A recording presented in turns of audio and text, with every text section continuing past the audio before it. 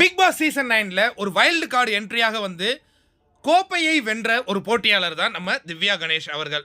இப்போ வந்து அவங்க வந்து ஏன்னா சாதாரண விஷயம் கிடையாதுங்க. வைல்டு கார்டாக வந்து கோப்பையை தட்டி தூக்குறது அப்படிங்கிறதுலாம் சாதாரண விஷயம் கிடையாது. இதுக்கு முன்னாடி அர்ச்சனா செய்திருந்தார்கள்.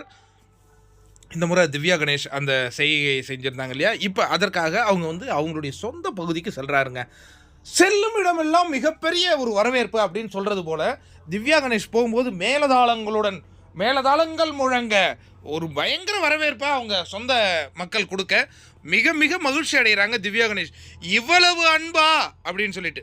ஏன்னா இவங்க எப்படின்னா திவ்யா கணேஷை பொறுத்த வரைக்கும் அப்பத்தா அப்படின்னு சொல்லுவாங்க இல்லையா? அதனால் இவங்களுக்கு பேரே வந்து அப்பத்தா திவ்யா கணேஷ்னு கூட சில பேர் வந்து சொல்கிறாங்க.